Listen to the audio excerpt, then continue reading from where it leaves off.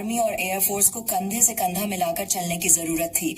इसलिए 26 मई 1999 को एयरफोर्स भी इस जंग का आधिकारिक रूप से हिस्सा बन गई और ऑपरेशन सफेद सागर लॉन्च कर दिया गया। ऑपरेशन सफेद सागर शुरू होने के अगले ही दिन 27 मई 1999 को इंडियन एयरफोर्स ने इंडियन आर्मी को सपोर्ट देना शुरू कर दिया। इस दौरान इंडियन एयरफोर्स के 4 Mi-17 हेलीकॉप्टर्स टोलो लिंक की पहाड़ियों के ऊपर लगातार उड़ान भर रहे थे।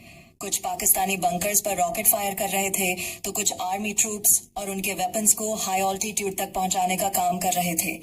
लेकिन खराब मौसम और दुर्गम पहाड़ी इलाका होने के कारण उन्हें ऑपरेशन करने में लगातार कई मुश्किलों का सामना करना पड़ रहा था। साथ ही पाकिस्तानी सैनिकों ने भी भारतीय हेलीकॉप्टर को शूट डाउन करने के लिए उन पर लगातार स्टिंगर मिसाइल्स छोड़ना शुरू कर दिया था। ऐसे में सुरक्षा को ध्यान रखते हुए चारों हेलीकॉप्टर्स को जल्द से जल्द अपने बेस की ओर लौटने का आदेश दिया गया। 3 हेलीकॉप्टर्स तो सुरक्षित बेस पर लौट आए, लेकिन इस बीच 5140 के पास एक हेलीकॉप्टर पर पाकिस्तानी स्टिंगर मिसाइल का सीधा हमला हुआ, जिससे उसमें सवार एयरफोर्स के चारों जवान शहीद हो गए। 27 मई को ही इंडियन एयरफोर्स के ऑनगोइंग मिशन के दौरान 18वीं ग्रेनेडियर्स की बी कंपनी के मेजर राजेश अधिकारी अपने कुछ साथियों के साथ इंडियन एयरफोर्स के हेलीकॉप्टर्स में सवार होकर दुश्मन की नजरों से बचते हुए टोलोलिंग रिज के काफी करीब तक पहुंच गए थे। इसके बाद की चढ़ाई उन्हें खुद करनी थी। आगे चढ़ाई इतनी मुश्किल थी कि उन्हें पिक्स एंड एक्सेस के जरिए क्लाइम करना पड़ रहा था। 30 मई की रात करीब 1:30 पर दुश्मन पर जोरदार हमला बोलने के लिए मेजर अधिकारी की अगुवाई में बी कंपनी साउथ स्पर से 4590 की ओर बढ़ने लगी। उन्हें यहां दुश्मन के हैविली फोर्टिफाइड फॉरवर्ड पोस्ट को मिट्टी में मिलाना था। जैसे ही वह दुश्मन के पहले बंकर के पास पहुंचे, 2 बंकरों से एक साथ यूनिवर्सल मशीन गन से गोलियां चलने लगी, लेकिन मेजर अधिकारी रुके नहीं और पहले बंकर की तरफ दौड़ पड़े। वह सीधे बंकर में घुसे और क्लोज क्वार्टर कॉम्बैट में 2 पाकिस्तान सैनिकों को ढेर कर दिया। इस दौरान वह खुद भी दुश्मन की गोलियों से घायल हो चुके थे, लेकिन उन्होंने पीछे हटने से इनकार कर दिया। उन्होंने अपने मीडियम मशीन गन डिटचमेंट को एक चट्टानी जगह पर पोजीशन लेने का आदेश दिया ताकि बाकी टीम को कवर फायर मिलता रहे। फिर अपनी चोटों की परवाह किए बिना वह अगले बंकर की ओर बढ़े। खून बह रहा था, सांसें भारी हो चुकी थी, लेकिन जज्बा जीत की जिद पर अड़ा हुआ था। उन्होंने दूसरे बंकर पर धावा बोला और एक और दुश्मन को मार गिराया। इस तरह टोलोलिंग के 2 अहम बंकर भारत के नियंत्रण में आ गए और आगे चलकर इसने 0.4590 को जीतने की राह खोल दी।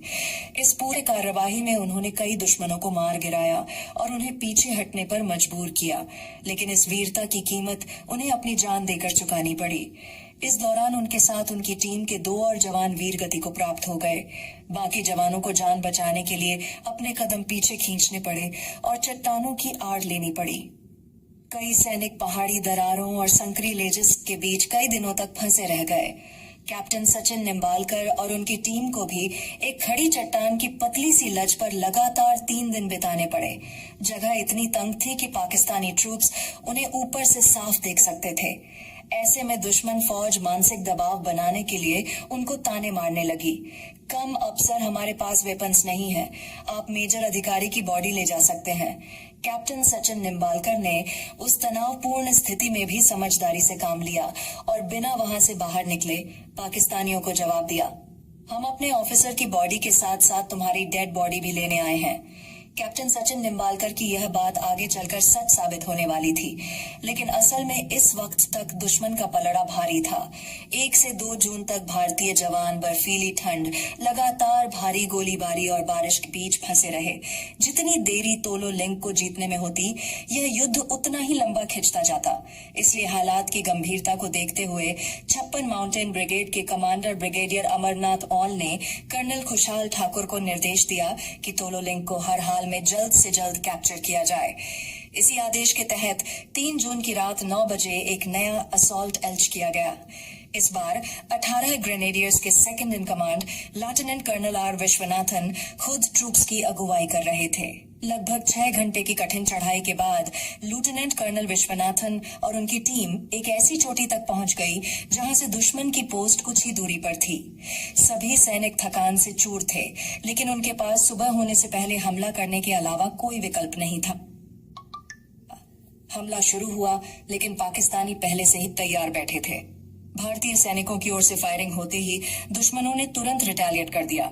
इस इंटेंस गन फाइट में lieutenant colonel Viswanathan machine gun burst की चपेट में आ गए और गंभीर रूप से घायल हो गए, लेकिन उन्होंने इवैक्यूएशन से इनकार कर दिया।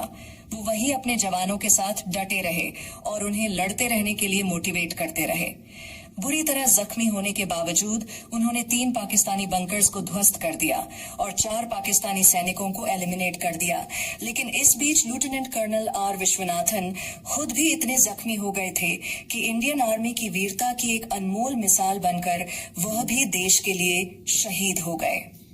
लेफ्टिनेंट कर्नल आर विश्वनाथन को इस अंजाम का अंदेशा पहले से ही हो गया था, इसलिए शहादत से कुछ दिन पहले ही उन्होंने अपने पिता को एक लेटर लिखा था, जिसमें उन्होंने यह दुख जाहिर किया था कि शायद अब वह अपने परिवार से किया गया वादा पूरा नहीं कर पाएंगे। उनकी मृत्यु की खबर ने यूनिट के हर सैनिक को अंदर तक झकझोर दिया। सभी जवान दुख, शोक और गर्व तीनों एक साथ महसूस कर रहे थे। अब तक 18 ग्रेनेडियर्स की 3 टीमें अलग अलग डायरेक्शन से दुश्मन को पीछे खदेड़ने का प्रयास कर चुकी थी, लेकिन ना तो टारगेट पर कब्जा मिल पाया था और ना ही शहीद साथियों के शवों को वापस लाया जा सका था। लेफ्टिनेंट कर्नल विश्वनाथन, मेजर अधिकारी और अन्य सैनिकों के शव अब भी बैटलफील्ड में पड़े हुए थे। भारतीय सैनिक जैसे ही शवों को वापस लाने के लिए आगे बढ़ते, पाकिस्तानी उन पर अंधाधुंध फायरिंग करने लगते। इतना ही नहीं, दुश्मनों ने उन शवों में बूबी ट्रैप्स भी लगा रखे थे। एक बार जब एक भारतीय जवान ने मेजर अधिकारी का शव वापस लाने की कोशिश की, तो वह बूबी ट्रैप एक्टिवेट हो गया और उस जवान का हाथ उड़ गया। इस स्ट्रेटेजिक नीड को समझते हुए टोलिंग की पहाड़ियों पर चल रही लड़ाई की बेहतर प्लानिंग और डायरेक्शन के लिए द्रास आर्टिलरी ब्रिगेड के कमांडर ब्रिगेडियर लखिंदर सिंह को बैटलफील्ड में भेजा गया। जैसे ही वह जमीन पर पहुंचे, उन्होंने हालात का जायजा लिया और देखा कि आर्टिलरी डिप्लॉयमेंट बेहद सीमित है और जो फायर हो रहा है वह भी दुश्मन को ज्यादा नुकसान नहीं पहुंचा पा रहा। उन्होंने नए तरीके से मोर्चा संभालना शुरू किया।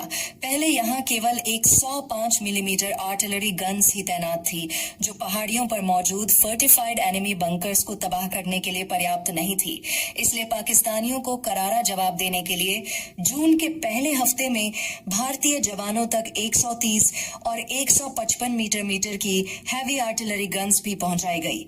घुमरी और मतायन के मैदानी इलाकों से डेजर्ट कैमोफ्लाज में ढकी भारी तोपों को रात के अंधेरे में स्कैनिया ट्रकों में लाद कर बर्फीले पहाड़ी रास्तों से गन पोजीशंस तक खींचकर लाया जाने लगा। इस दौरान दुश्मन की नजर से बचने के लिए ट्रकों की लाइट बंद रहती। हर ट्रक के आगे आगे 2 सैनिक पैदल चलते, जो कुछ मिनटों बाद टॉर्च जलाकर सड़क का किनारा और मोड़ दिखाते, ताकि ट्रक कहीं गहरी खाई में ना गिर जाए। गन पोजीशंस को पहाड़ी ढलानों को काटकर इस तरह तैयार किया गया कि फायरिंग एंगल सटीक हो और दुश्मन की काउंटर बैटरी फायर से सुरक्षा भी बनी रहे। 7 जून तक सभी गन्स अपनी जगह पर फिट हो चुकी थी और उनमें रेंज फायर भी सक्सेसफुली किया जा चुका था। इसके बाद आर्टिलरी ऑब्जर्वेशन ऑफिसर्स ऊंची चोटियों पर बैठकर फायर डायरेक्शन को कंट्रोल करने लगे थे।